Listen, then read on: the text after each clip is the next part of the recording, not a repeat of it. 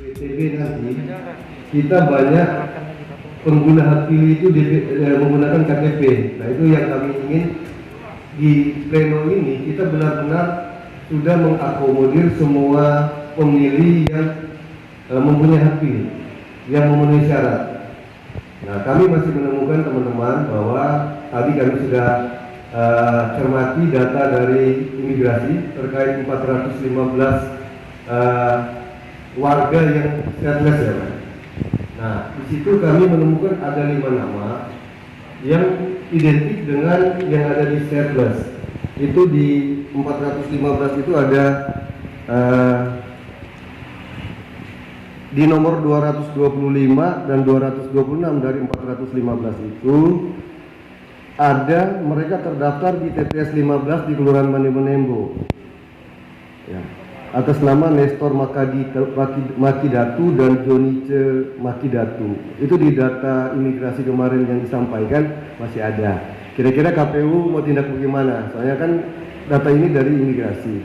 Kalaupun sudah ditindaklanjut ya kami melihat di situ. Kedua, ada nama di Kecamatan Girian tadi, Kecamatan Matuari, Romelito Almicin, nomor 78 dari 415 tadi, terdaftar dalam Kelurahan Wangure TPS 2. Kemudian Rian Makpal, nomor 408 di data 415 imigrasi, itu terdaftar di Kecamatan Kelurahan Wangure TPS 5. Dan Julius Maulana, nomor urut 97 di data 415 tadi, terdaftar dalam Kelurahan Girian Indah TPS 14. Nah itu karena ini kan indikasinya stateless ya Pak ya. Kami minta KPU itu mencermati data yang kami temukan ini. Kemudian apakah data ganda di lapas ya yang kami temukan itu sudah ditindaklanjutkan. Ada orang Bitung yang ada 110 kalau tidak salah di data lapas itu sudah terdaftar sebenarnya yang kami lihat di DPS. Nah, kami sudah sampaikan ke teman-teman, cuman kan kami tidak bisa melihat buktinya ini sudah ditindaklanjut. Karena kan kalau dia ganda, seperti contoh saya bawa di sini, ini ada ganda yang kami temukan identiknya. Teman-teman kami tidak bisa valid data ganda ini karena kita tidak bisa melihat data NIK dan NKK yang merupakan data pribadi. Sehingga kita hanya menggunakan 3 elemen saja. Nama, tempat lahir, dan tanggal lahir.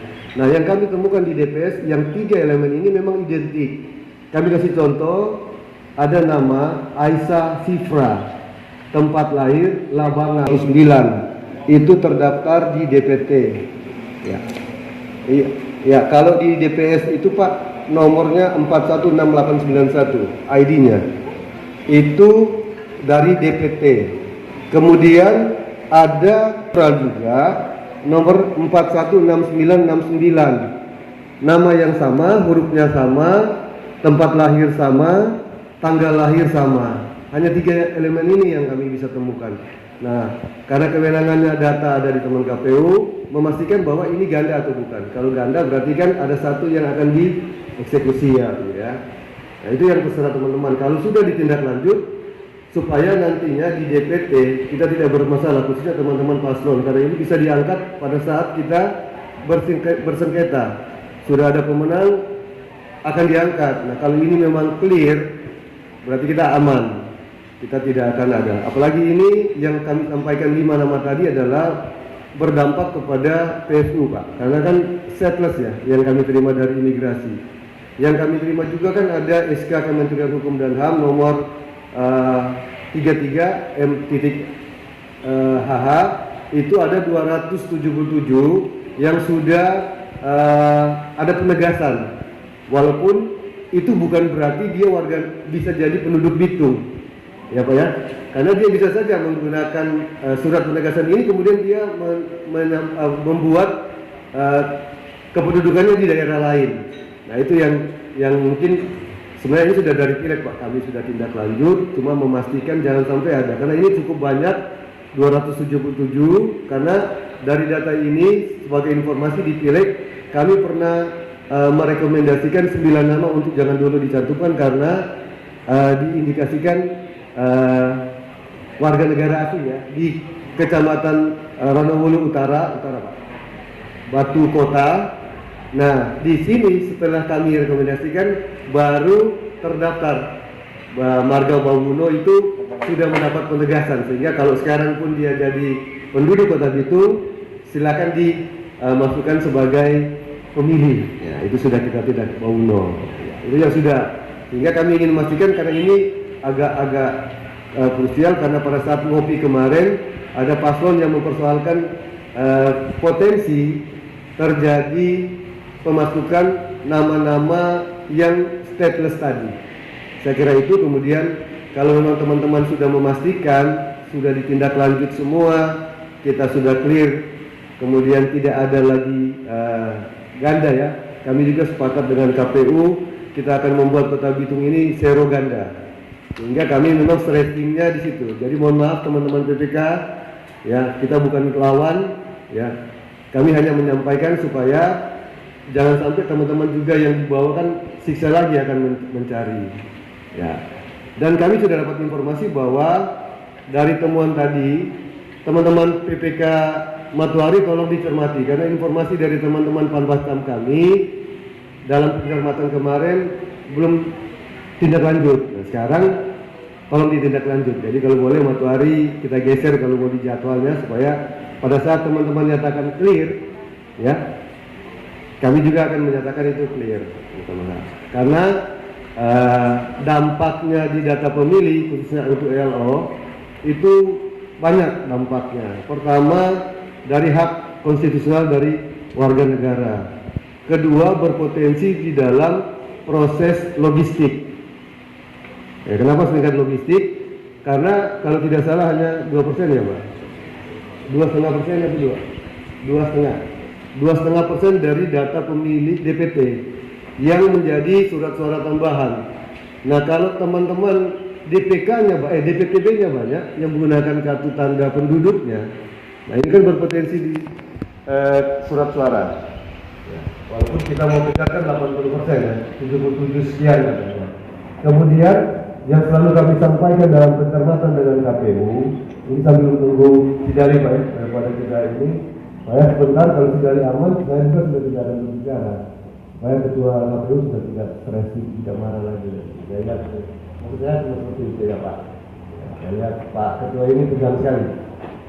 Ibu Ketua tadi sudah bilang, pimpinan saya izin keluar, nggak usah Bu, siapkan kursi. Nah, nanti kalau Ketua KPU lagi marah lagi itu, karena memang kan hanya bisa 2 kan gitu ya.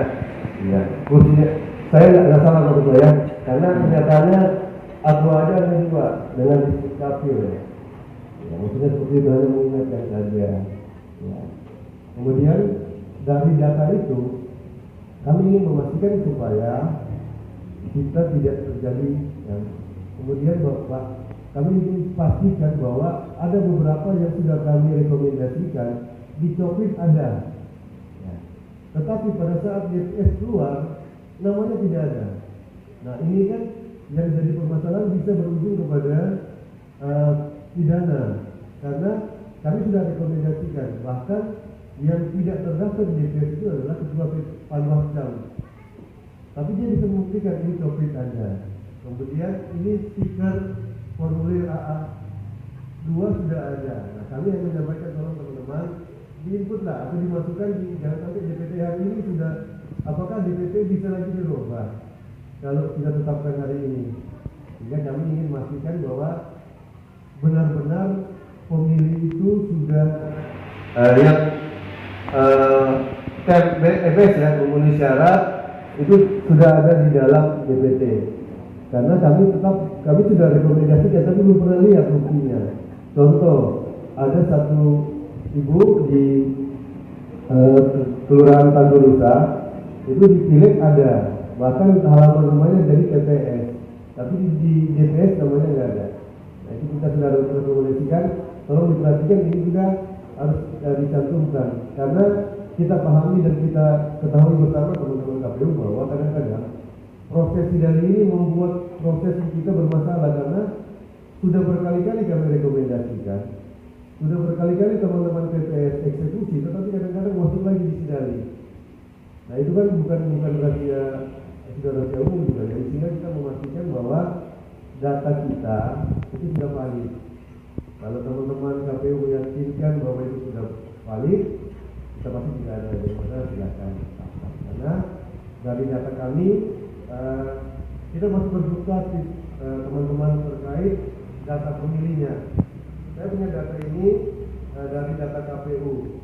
Dari DPP kemarin kan 146.948. Kemudian ada DPK, ya kemarin kan DPK itu ada 6.622 orang. Nah itu harus cermati karena kan berdasarkan KTP ini surat suara banyak 6.000 waktu di pileg. Kemudian di DP 4 ada 164.000 data pemilih, 137. Kemudian di AKWK jadi 178 ya teman-teman, 761. Di DPS ditetapkan tanggal 13 September kemarin kita berkurang 146.101, bahkan lebih sedikit daripada DPT pileg. Ya. Kemudian pada DPS HP tanggal 7 kemarin ada berjumlah 152 pemilih 980. Di DPS kecamatan kemarin berubah menjadi 145.822, ada sekitar 200-an yang berkurang 3. Nah, sehingga di DPD sekarang saya mencantumkan kira-kira kita akan dapat angka berapa, tapi karena fluktuasi ini data ini buat saya agak besar ya. Dari 146, 178 itu ada kurang lebih 30.000 pemilih sebenarnya yang kita kembalikan walaupun datanya mirip dengan pileg 2019. Tapi dalam kurun waktu kurang lebih 18 bulan pasca ditetapkan daftar pemilih tetap tanggal 15 Desember 2018. Nah, kita pastikan itu sudah 18 bulan, jumlah pemilihnya kan tidak bergeser banyak. Sehingga mungkin kalau di Pilkada mungkin data pemilihnya pindah datang ya istilahnya. Jadi mungkin berimbang sama yang datang dan yang pindah itu sama, sehingga data pemilih kita masih berkisaran dengan data pemilih di pileg 2019. Nah saya ingin berbicara ini supaya sebentar setelah sigalinya sudah bisa kita ini, kita sudah tidak bermasalah lagi. Jadi kalau boleh dalam proses skors nanti ya, walaupun belum skors setelah ini ya, belum skors. Mungkin sambil ini operator boleh lihat lagi yang tadi data state plus apakah benar ada atau tidak. Kemudian yang ganda-ganda sudah dieksekusi supaya pada sebentar kita tinggal mengikuti pemaparan atau penyampaian dari teman-teman PPK. Dan juga saya pikir kalau tadi ya ketua juga sudah menyampaikan juga tidak mau kembali ke ketua, supaya juga mereka teman-teman PPK yang akan mengetahui atau bisa juga dia. Iya, bisa. Itu pelaporan kedua. Teman-teman, ya. Terima kasih Bapak Ibu. Saya kira itu penyampaian kami supaya DPD kita Kota Bitung itu,